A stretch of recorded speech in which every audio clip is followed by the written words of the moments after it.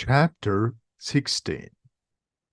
It's really difficult for Harry now.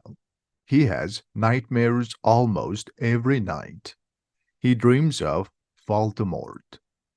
When he dreams of Voldemort, his forehead hurts so much. On the other hand, Ron and Hermione are fine. They are worried about Snape and the stone, but they're not having nightmares. The exams start. How does Harry pass all his exams? He doesn't know. When he finishes his last exam, he's happy. They go outside. They're sitting under the tree. I don't understand it, says Harry.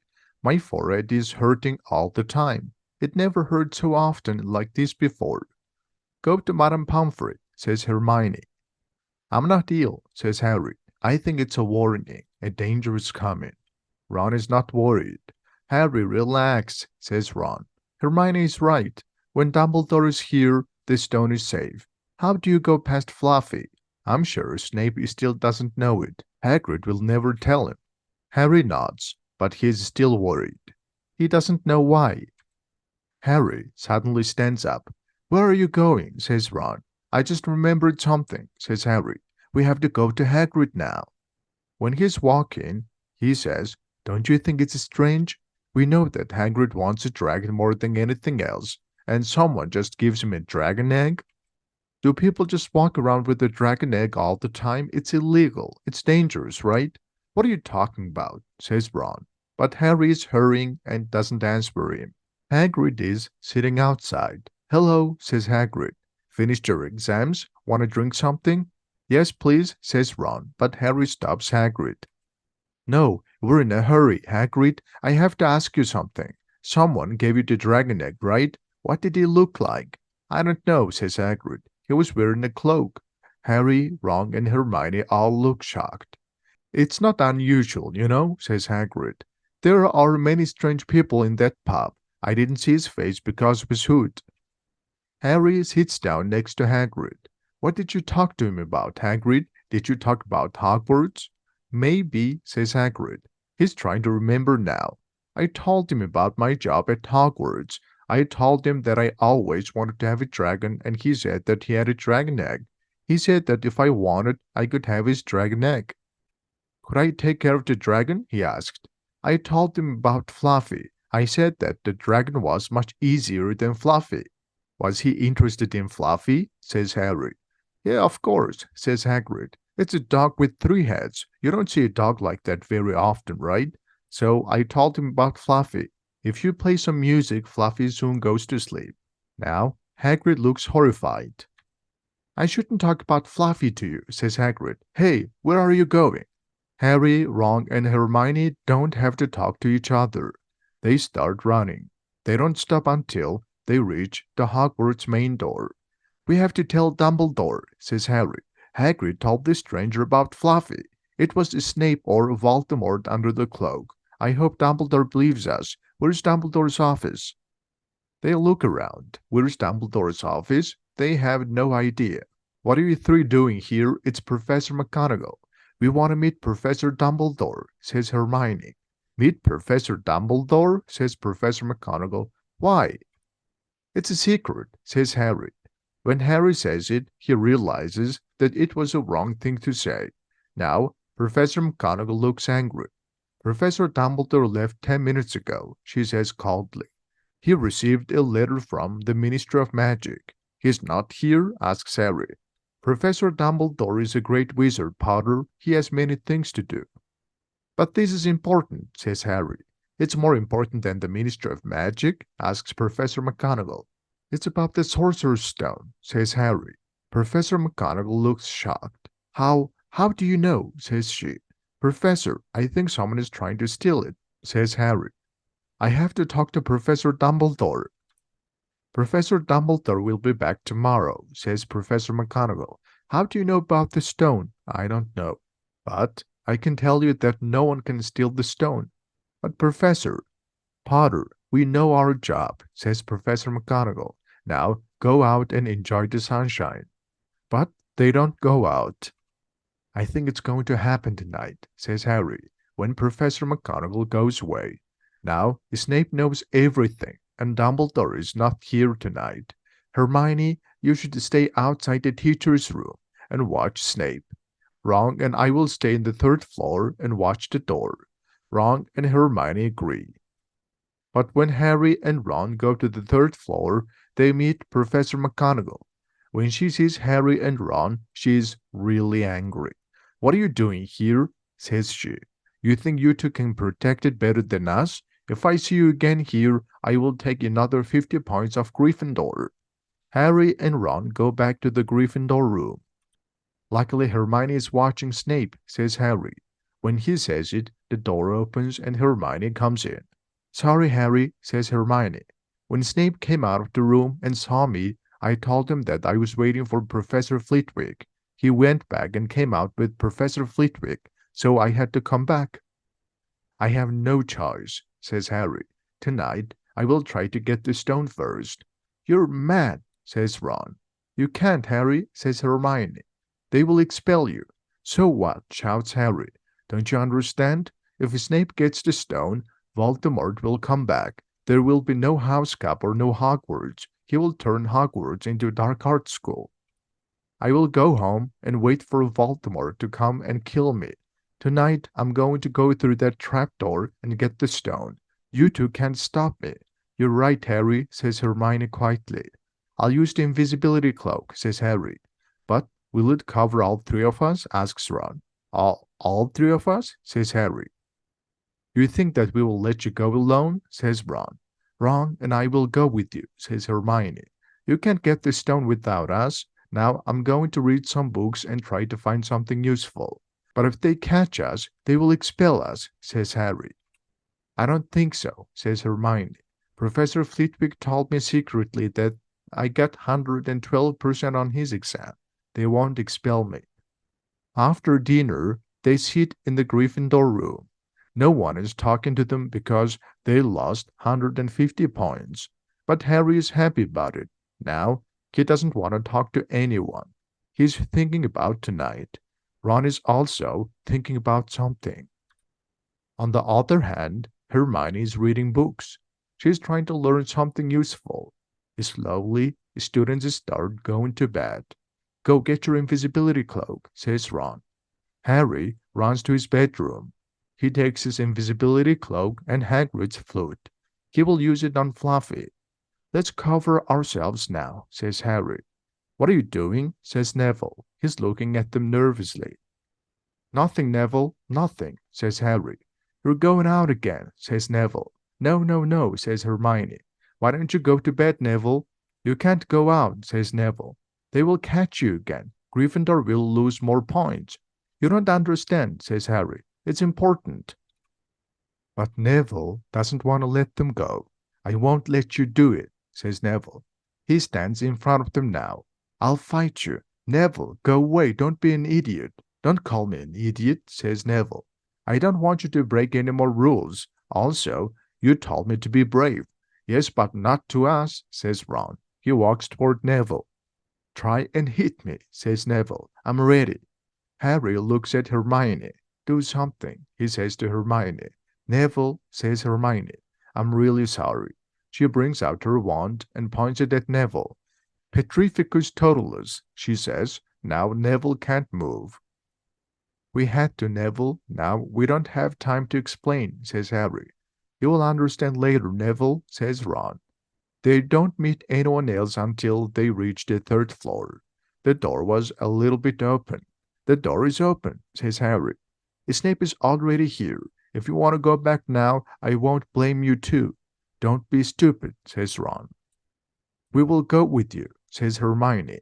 When they go inside, the dog makes an angry sound, but it's sleeping. "What is that?" says Hermione. "It looks like a harp," says Ron. "I think Snape left it there." Harry brings out Hagrid's flute and starts playing. When he starts playing, the dog stops making an angry noise. "Don't stop," says Ron. They are slowly going to the trapdoor. Ron goes first and opens the trapdoor. "What can you see?" asks Hermione nervously. "Nothing," says Ron. "It's just black. There's no ladder here. I think we have to jump." Harry gives the flute to Hermione, and goes to the trapdoor. Before he jumps, he says, "If anything happens to me, don't follow me. Go back and send an owl to Dumbledore." "Okay," says Ron. "See you soon, I hope," says Harry. Then he jumps. He falls down, down, and down. Now he's on something soft. He cannot see anything, but it feels like a plant. "It's okay," shouts Harry. "It's soft, you can jump." Ron jumps and falls down next to Harry. "What is it?" he asks. "I don't know," says Harry. "It feels like a plant. Come on, Hermione." Hermione stops playing the flute and jumps down. Now they can hear the dog. It's barking. Hermione is now next to Harry and Ron. "We're lucky. This plant is really soft," says Ron. "Lucky?" says Hermione. "Look at you both." She quickly stands up and goes to the wall. Now the plant is starting to halt Harry and Ron. "Don't move," shouts Hermione. "I know this plant. It's Devil's Snare." "You know this plant? I'm happy for you," says Ron. "Shut up," says Hermione. "I'm trying to remember about this plant." "Hurry up," says Harry. "I can't breathe now." Devil's Snare," says Hermione. "What did Professor Sprout teach about it? I remember. It likes the dark and the damp. So, start fire," says Harry with difficulty. "Yes, of course, but there's no wood," Hermione says.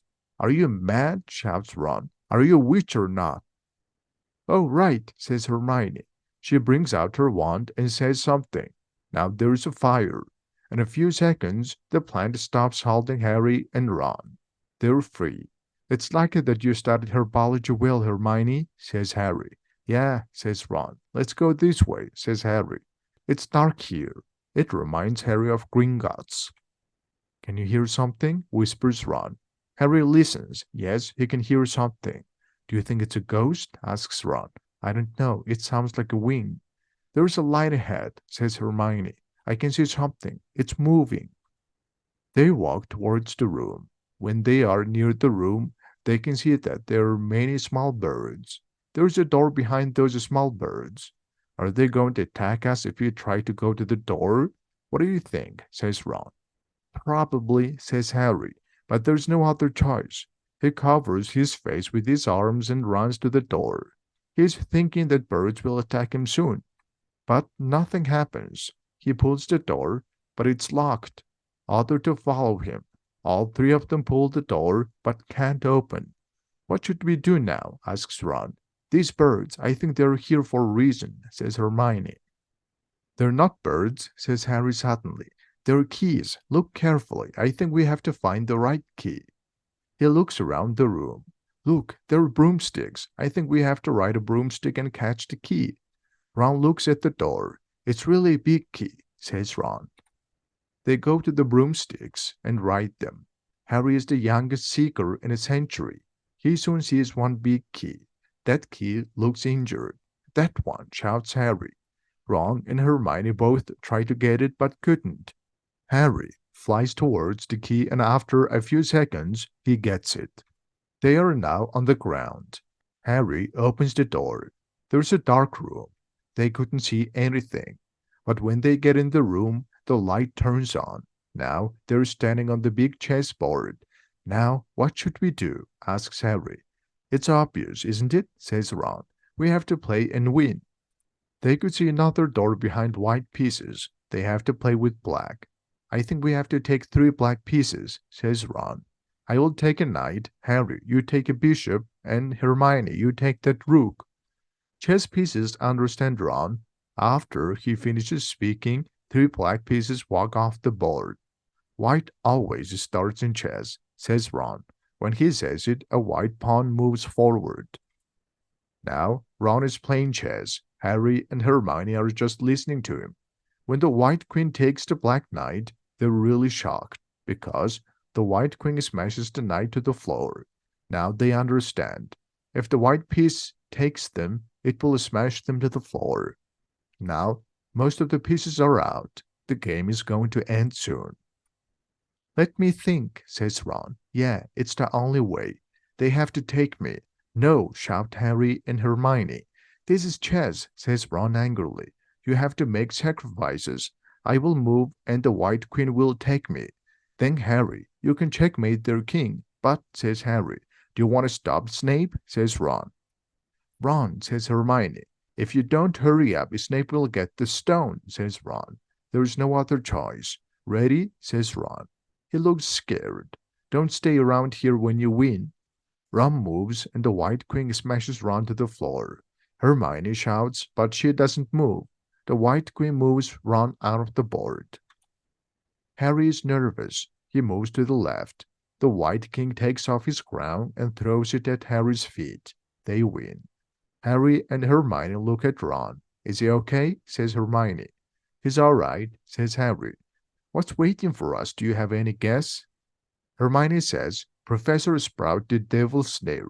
Professor Flitwick did the keys. Professor McGonagall did the chess. Now we have Quirrell's and Snape's protections. They reach the next door. Harry opens it. When they go inside, they smell something bad. It's the trowel. Luckily, Snape already knocked it down. It's now sleeping on the ground. I think we don't have to fight it, says Harry. Before they open the next door, they're scared. What's waiting for them? They don't know. But when they open the door, there's nothing scary in the room. There are 7 bottles on the table. I think it's Snape's protection, says Harry. What do we have to do? When they enter the room, there is a fire in front of them and behind them. That fire is not normal fire, it's purple.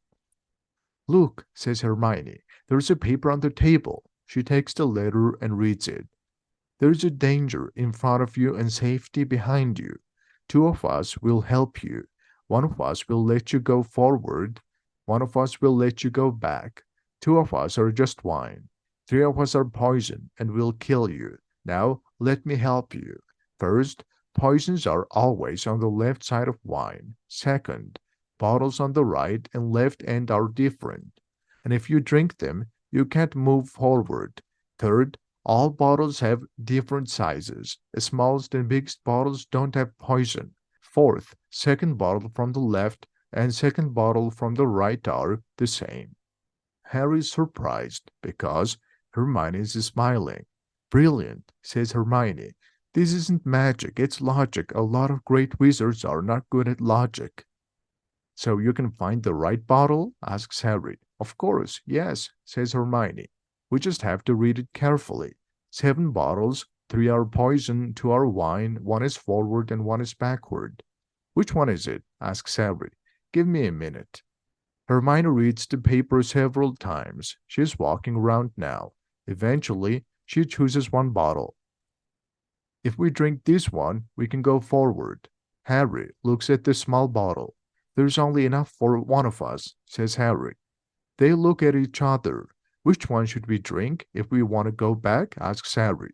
Hermione points at the bottle at the right end. You drink that, says Harry. Listen, go back and get Ron. Ride the broomsticks, go to Hedwig and send a letter to Dumbledore. We need him. But Harry, what will you do if you know who is there? Maybe luck will help me again, Harry says, and points at the scar on his forehead. Hermione now looks like she's going to cry. She suddenly hugs Harry. Hermione, says Harry. Harry, you're a great wizard. You're better than me, says Harry. He's embarrassed now. You drink first. She drinks the bottle at the right end. It's not poison? Asks Harry. No, it's like ice. Now, go quickly. Good luck, Harry. After Hermione goes, Harry takes the smallest bottle. He drinks it quickly. It's like ice. When he goes through the fire, he doesn't feel anything. Now he's in another room. There's already someone in the room. It's not Snape. It's not Voldemort.